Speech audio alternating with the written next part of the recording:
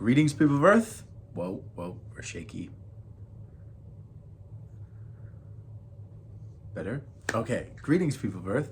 Welcome back. My name is Jax, and today we're talking about knowing your lane. And I'm not calling it staying in your lane, because I don't know if I necessarily agree with that whole concept of stay in your lane, but knowing your lane and avoiding things in life that just aren't the vibe. So maybe a little preface is needed for this one.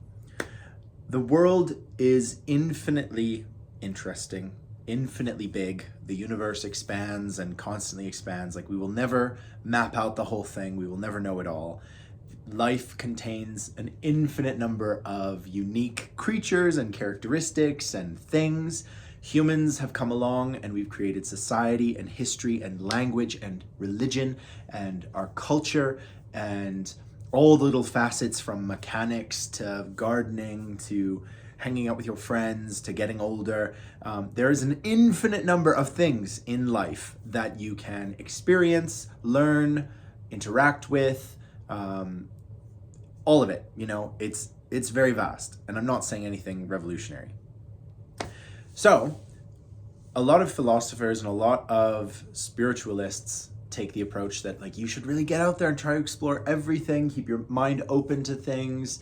You know, you never know what the universe is going to throw at you or give you. And so keeping an open mind and being ready to receive whatever's coming your way is the way to be. That's great. That's a fine philosophical approach. It's not the one I take, but it's totally valid.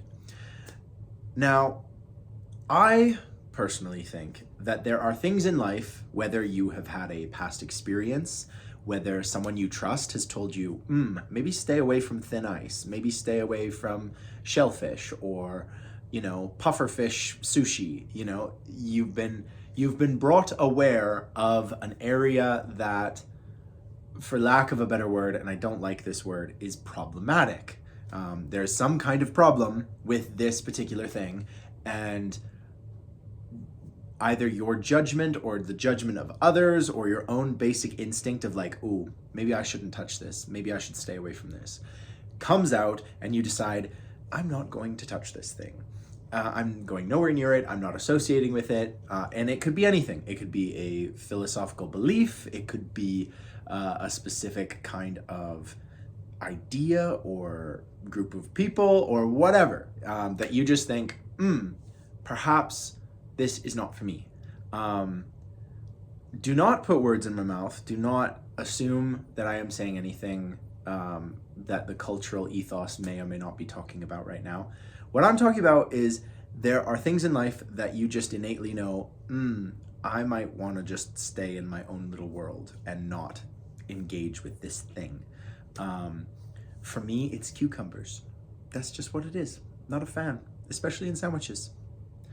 But seriously, like, there comes a time in your life when you have experienced a bit of life. You know, in reality, it's a drop in the bucket, but for you, it's your entire life and all of your experiences and your knowledge and the knowledge of the people in your life who you love and care about. And you actually get to decide to stay away from things.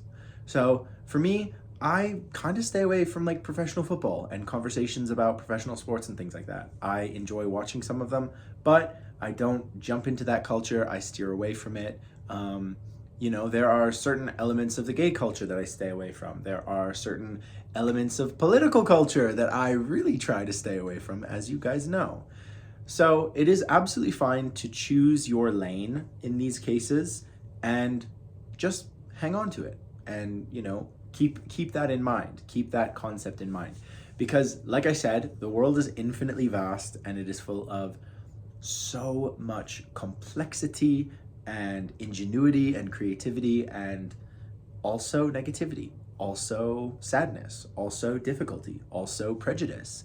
And it is your job as a well-rounded human being, you know, a potential philosopher, that we understand our limits, and we understand where we're comfortable, and we understand that not everything is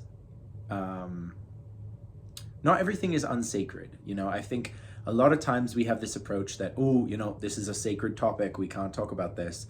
And that's actually not a bad thing in some cases. There are some things where me, because of who I am, avoid talking about certain situations, certain subjects, certain things, because I either have no interest in it, I have no knowledge in it, I have no experience. So it's like, why would I add my voice to this cacophony of people on the internet yelling about this thing? Like, I'm just a kid. I don't understand the complexities of Middle Eastern politics or Chinese rituals and customs, so I don't talk about them. I'm respectfully on the sideline.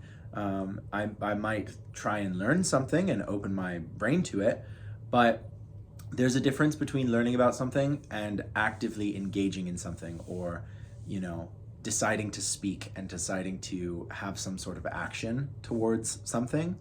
And I know I'm focusing like heavily on like cultural aspects, but this really can apply to everything. Like, I don't understand welding and metalwork.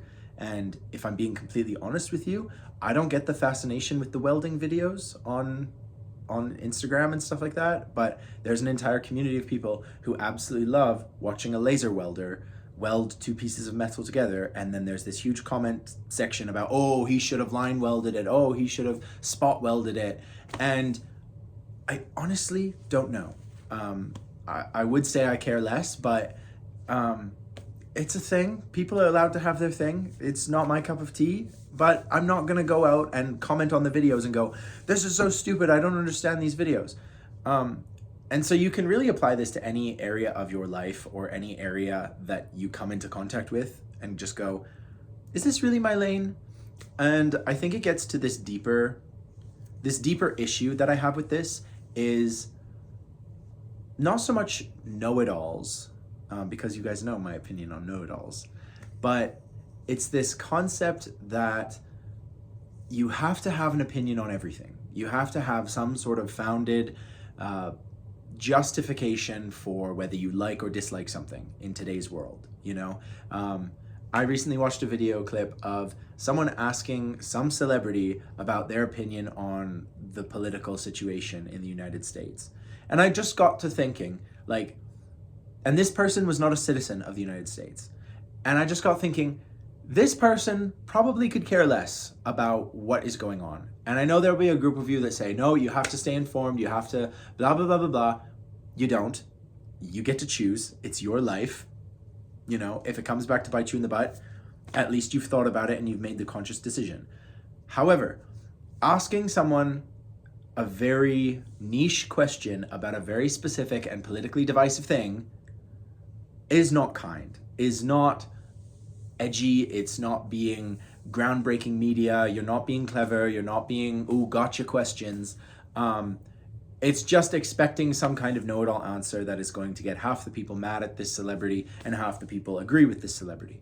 And so it really doesn't do anything. It doesn't move the conversation forward. It doesn't advance the political situation in the United States. It doesn't help this person or their career or their thoughts or their well-being to just try and get a gotcha question on them while they're walking down the street. And it makes me think, like, I'm quite happy to just stay in my lane. And I don't like that expression, but it does apply. I refuse to be pulled out into a world that I'm not comfortable with, that I don't understand, to get an opinion. Constantly on the TikTok lives and stuff, people will ask me like, oh, what's your opinion on this thing or this celebrity drama or the Grammys? And I really don't care. I've gotten to a point in my life where celebrity culture, political culture, all of these things you can say are incredibly important to your life. But in reality, your life happens with you. There will always be external factors that are out of your control. You are just one vote. And in many countries, you don't even get a vote. And so your responsibility is to yourself and the people you love. And if you feel like you are doing that while staying in your lane, you do not have to answer any dumb questions. You do not have to engage in a space or an idea or a concept that you are unfamiliar with, that you feel underqualified to answer. It's just a fact of life. And there is this militant activist group on the internet who wants everyone to be dialed into 11 and to believe things like that. And they will often say to you, well, you need to have an opinion about this. No, you don't. What they're asking you to do is have their opinion on this. What they are asking you to do is to be a mindless little sheep and be a good little soldier and follow whatever their activist campaign is. And I get really sick and tired of people on the internet talking about, well, you need to be informed. Like, Jax, that's so irresponsible. You're a young human being in this society. You have an obligation to the future, to yourself, to your peers. No, I don't. I genuinely don't. And just because I'm not going to go out and shout on the rooftops about whatever your ideology is, you're going to call me an idiot. You're going to say, oh, you're stabbing yourself in the back. You're stabbing your future generations in the back. You are killing people by doing this. No, I'm not. Just because I have come to a different conclusion than you does not mean any of that. I'm going to live my life in a moral way. I recommend everyone does the same. Right and wrong, we learn it pretty early on. Kids can really detect when something is wrong and when something is right. And do not feel drawn into the pathetic discussions of people wanting you to have the same opinion they do.